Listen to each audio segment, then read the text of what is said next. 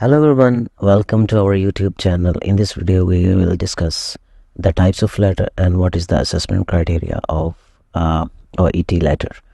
So जैसे हमने पहले डिस्कस किया है अपनी पुरानी वीडियोस में कि लिसनिंग सबसे पहला सब टेस्ट है जो आप एग्ज़ाम डे पे अटैम्प्ट करते हैं। वो 45 मिनट्स अप्रॉक्सीमेटली होता है। उसके बाद रीडिंग है जो 1 आवर का है। आज जो हमारा टॉपिक है वो है राइटिंग का जो 45 मिनट तक होता है। उसके बाद जो लास्ट वाला हमारा सब टेस्ट है वो OET स्पीकिंग होता है। सो OET रीडिंग सब टेस्ट को टोटल 45 मिनट्स दिए जाते हैं, जिसमें से 5 मिनट्स जो है इनिशियल वो आपका रीडिंग टाइम होता है और 40 मिनट्स आपको अलाउ किया जाता है लेटर लिखने के लिए। जो 5 मिनट्स रीडिंग टाइम है उसमें आपको किसी किस्म की कोई परमिशन नहीं होती कि आप पेंसिल यूज़ कर सकें या उस पेपर पे अपने क्वेश्चन पेपर पे केस नोट्स पे या आपकी जो आंसर शीट है उस पर आप कुछ लिख सकते हैं। बाकी जो रिमेनिंग आपके 40 मिनट्स होते हैं उसमें आप अगर नोट्स बनाना चाहें, लेटर लिखना चाहें, जो भी है वो आप अफेक्टिवली यूज़ कर सकते हैं। अगर हम बात करें कि OET में कितने टाइप्स के लेटर होते हैं, basically there are 3 types of letter. The first one is referral letter, जिसमें जो केयर है वो टेम्परेरी शिफ्ट होती है। Again the second one is transfer letter. उसमें क्योंकि पेशेंट दूसरी का ट्रांसफ़र होता है इसलिए जो केयर है वो परमानेंट ट्रांसफ़र होती है। इसी तरह से जो डिस्चार्ज है उसमें भी जो केयर है या जो केयर प्लान है पेशेंट का वो परमानेंट ट्रांसफ़र हो जाता है। तो 3 टाइप्स हैं लेटर की। हम इन तीनों को थोड़ा थोड़ा सा रिव्यू करेंगे और फिर हमारा जो मेन फोकस होगा वो आगे चल के हमारे असेसमेंट क्राइटेरिया पे होगा। रेफरल लेटर जो हैं वो आप किसी GP को, मोस्ट ऑफ द टाइम आप किसी स्पेशलिस्ट को लाइक न्यूरोलॉजिस्ट, कार्डियोलॉजिस्ट, फिजियोथेरापिस्ट या ऑक्यूपेशनल थेरापिस्ट को आपने एक लेटर लिखना होता है फॉर फर्दर इन्वेस्टिगेशन में भी, फॉर फर्दर मैनेजमेंट हो सकते हैं उसमें या किसी एक्सपर्ट ओपिनियन के लिए। तो इसमें आपकी जो केयर है वो दूसरी जगह ट्रांसफ़र हो जाती है।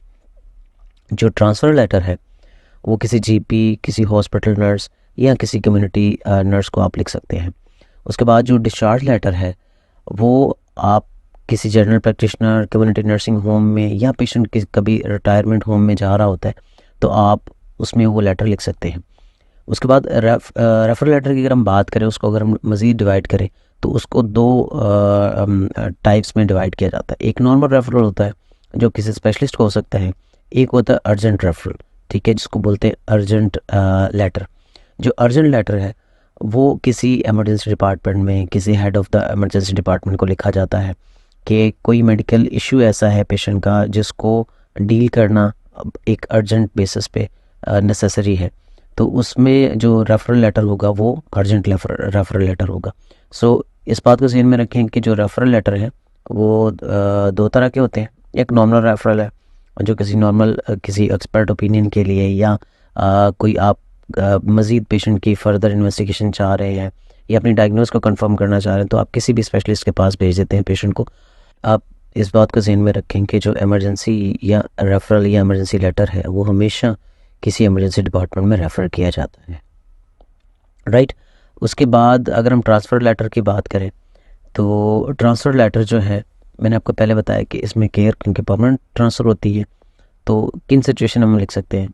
अगर पेशेंट किसी दूसरी न्यू सिटी में जा रहा है, किसी कम्युनिटी रिहैब में जा रहा है या उसकी यूनिवर्सिटी चेंज हो गई है या उसका स्कूल चेंज हो गया है, उसमें आप जो लेटर लिख रहेंगे वो ट्रांसफ़र लेटर होगा। इसी तरह से समटाइम क्या होता है कि इंट्रा डिपार्टमेंट के एक ही हॉस्पिटल में पेशेंट एक डिपार्टमेंट से दूसरे डिपार्टमेंट में ट्रांसफ़र हो जाता है, किसी दूसरे यूनिट में ट्रांसफ़र हो जाता है, उसमें भी जो केयर है पेशेंट की वो परमानेंट ट्रांसफ़र हो जाती है। जैसे आपने देखा होगा कि बहुत सारे पेशेंट जो है वार्ड्स में होते हैं और उनको ICU में शिफ्ट किया जाता है, तो आप पूरा उसका जो केयर प्लान है वो सारे का सारा आप उस जगह पर ट्रांसफ़र कर देते हैं।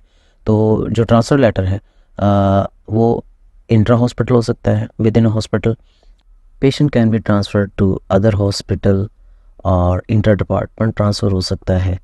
सो ये सारी जो टाइप्स हैं ये ट्रांसफ़र लेटर की टाइप्स हैं। अगर हम बात करते हैं डिस्चार्ज लेटर्स की, सो बेसिकली हमारे पास there are 3 types of letter in discharge letter. Actually the subtype of discharge letter, the one is discharge back, जिसमें जो नॉन केस है वो रिसीवर को रिसीव होता है कि पेशेंट फॉर एग्ज़ाम्पल जीपी के पास से आपके पास आया, एडमिट हुआ, आपके हॉस्पिटल में उसका ट्रीटमेंट हुआ फॉर सर्जरी या वो मेडिकल इशू के लिए एडमिट था, अब वो डिस्चार्ज होके सेम पर्सन के पास जा रहा है, तो ये हमारा नॉन केस होता है।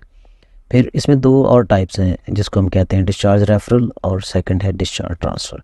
इन दोनों सिचुएशन में जो केस होता है वो अननोन होता है, मींस कि आपके पास पेशेंट डिस्चार्ज होके आपके पास से वो दूसरी जगह रेफ़र हो सकता है या वो दूसरी जगह ट्रांसफ़र हो सकता है। तो इन दोनों सिचुएशन में जो रिसीवर के लिए केस होगा वो अननोन होगा। सो आई होप कि अभी तक आपको समझ आ गया होगा कि डिस्चार्ज, ट्रांसफ़र और रेफरल लेटर की क्या टाइप्स है। Let's talk about the instruction which are provided at the day of exam and what is the purpose of the instruction. So आपके bottom of your case note आपको ये instruction मिलती है। In your answer, expand the relevant notes into complete sentences. Do not use note form. Use letter format.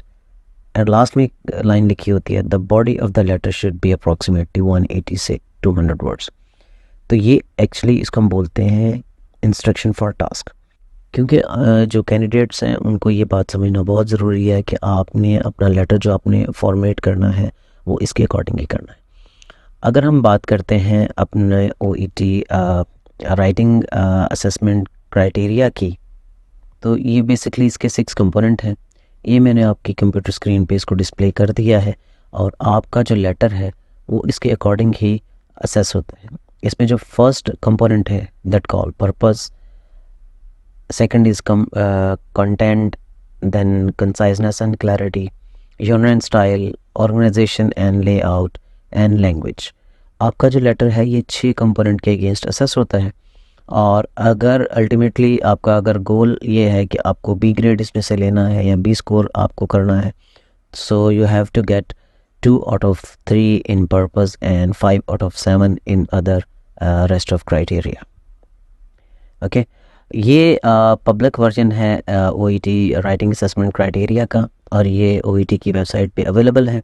आज हम इसके बारे में ही आगे चल के बात करेंगे और इसको समझने की कोशिश करेंगे। मैं इस बात को मानता हूँ कि अगर कैंडिडेट को इसकी समझ आ जाए कि ये असेसमेंट क्राइटेरिया क्या है, इसका क्या पर्पस है लेटर राइटिंग में, तो मेरा नहीं ख्याल कि कोई भी कैंडिडेट इसमें से फेल हो सकता है।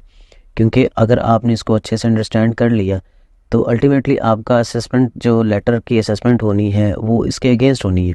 तो आप अपने लेटर को अच्छे से फॉर्मेट कर सकते हैं, उसको अच्छे से जो ना लेआउट कर सकते हैं, उसका पर्पस आप क्लियरली लिख सकते हैं, कंसाइज कर सकते हैं, क्लैरिटी कर सकते हैं। तो ये सारे जो कंपोनेंट है इनको समझना बहुत ज़रूरी है।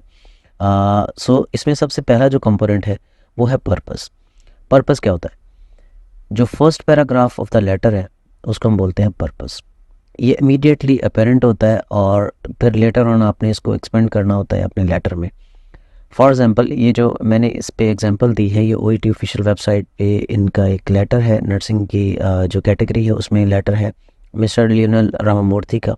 इसको वहाँ से डाउनलोड भी कर सकते हैं और उसका लिंक मैं अपनी डिस्क्रिप्शन बॉक्स में दे दूँगा, आप वहाँ से इसको जनाब वो डाउनलोड कर सकते हैं। देख सकते हैं कि क्लियरली बताया गया कि हमारे पास इस डेट को एडमिट हुआ था, क्यों एडमिट हुआ था और अब क्या ये डिस्चार्ज हो रहा है या ट्रांसफ़र हो रहा है और क्यों आ रहा है आपके पास, क्योंकि वो आपके केयर में ट्रांसफ़र हो रहा है। कोशिश करनी है कि आपका जो पर्पस है वो 1 से 2 लाइन के अंदर यानी 1 से 2 सेंटेंस के अंदर कंप्लीट हो जाए।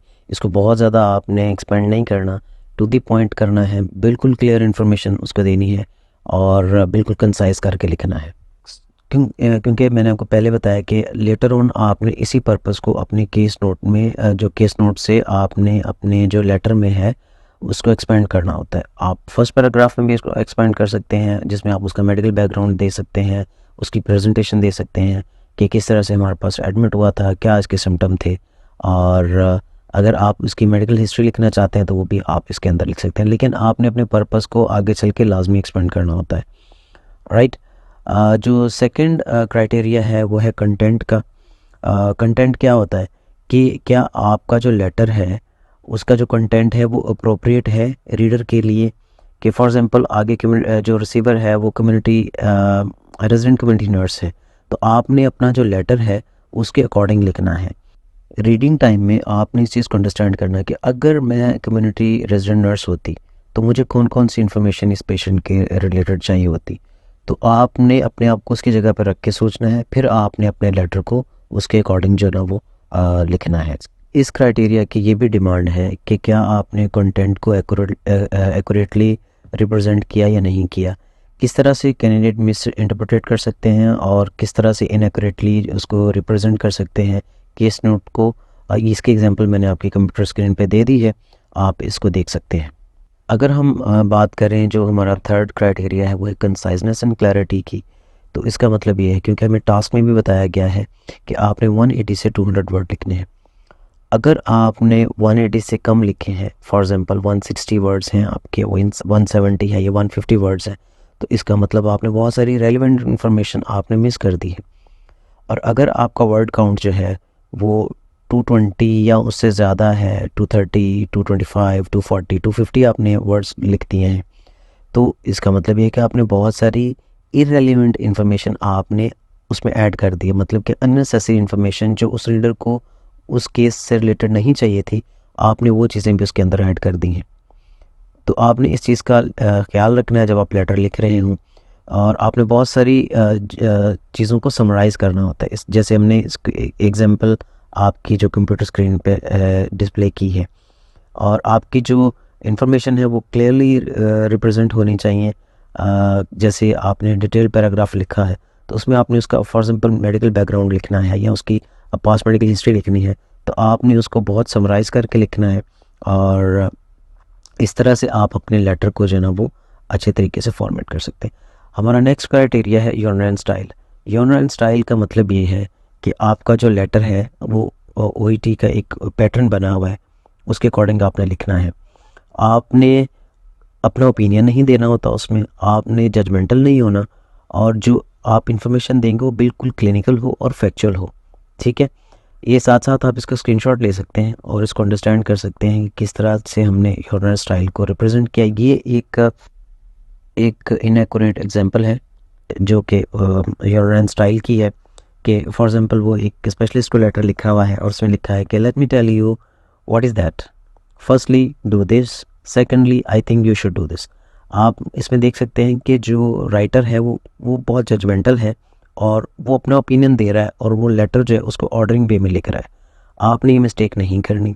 आपने अगर कुछ सजेशन दे सकते हैं अपनी, आप रिक्वेस्ट कर सकते हैं उससे, लेकिन आप नेक्स्ट पर्सन को ऑर्डर नहीं दे सकते। इस चीज़ को आपने जहन में रखना है। और इसमें योनर स्टाइल में ये भी आता है कि बहुत सारी एब्रीवेशन जो यूनिवर्सल अप्रूव्ड हैं उनको आप लिख सकते हैं, लोकली एब्रीवेशन को आपने नहीं लिखना होता। हमारा सेकंड लास्ट क्राइटेरिया है ऑर्गेनाइजेशन एंड लेआउट। ये बताती है कि आपने लॉजिकल और क्लियर वे में और अप्रोप्रिएट वे में की इन्फॉर्मेशन को आपने हाईलाइट कर लेना है, और जो इररेलेवेंट इन्फॉर्मेशन है उसको आपने उसमें से एब्सोल्यूट कर देना है। आगे हम बात करते हैं लैंग्वेज की। ये बहुत इंपॉर्टेंट क्राइटेरिया है, क्योंकि बहुत सारी जो मिस्टेक्स है वो स्टूडेंट इसी में करते हैं। लैंग्वेज के क्राइटेरिया में सबसे पहले ये देखा जाता है कि क्या आपने जो इन्फॉर्मेशन है उसको करेक्टली प्रेजेंट किया या नहीं। सेकंड, इसमें ये असेस किया जाता है कि आपकी वोकेबलरी, ग्रामर वो एक्यूरेटली प्रिसाइजली यूज़ हुई है कि नहीं। आपने जो सेंटेंस का स्ट्रक्चर है वो कैसा रखा है, और लास्ट में ये है कि आपकी जो स्पेलिंग और जो पंक्चुएशन है उनको आपने एक्यूरेटली यूज़ किया है कि नहीं किया। एक बात मैं यहाँ पे क्लियर करना चाहता हूँ कि ये आइल्स की तरह टेस्ट नहीं है। आइल्स में आपको बहुत सोफिस्टिकेटेड वोकेबलरी या बहुत कंपाउंड या बहुत कॉम्प्लेक्स सेंटेंसेस लिखने होते हैं, और लेकिन यहाँ पे आपके पास अगर बहुत ज़्यादा वैरायटी ऑफ वोकेबलरी नहीं है, बट आपका मीनिंग क्लियर है, आपने सिंपल रखा है, अपने मैसेज को बहुत अच्छे से कन्वे किया है, so you have a high chance कि आपको अच्छे ग्रेड या अच्छा स्कोर मिल सकता है। सो ये छोटी सी वीडियो थी आज की ओईटी लेटर राइटिंग के बारे में और असेसमेंट के बारे में। जो नेक्स्ट हमारी वीडियो होगी उसमें हम डिस्कस करेंगे कि डिस्चार्ज लेटर को कैसे लिखते हैं, रेफरल को और ट्रांसफ़र लेटर को, और जो इमरजेंसी रेफरल लेटर होता है उसको कैसे हम लिख सकते हैं। Again thank you so much इस वीडियो को देखने के लिए, और मैं रिक्वेस्ट करूँगा कि आप प्लीज़ हमें सपोर्ट करें और हमारे चैनल को सब्सक्राइब करें और अपने फ्रेंड्स के साथ इसको शेयर करें, ताकि हमने कोशिश की है कि चीज़ों को सिंपल रख के टू दी पॉइंट आपको एक्सप्लेन कर सकें, फिर भी अगर आपने कोई फीडबैक देना हो तो आप हमें लिख सकते हैं। Thank you so much.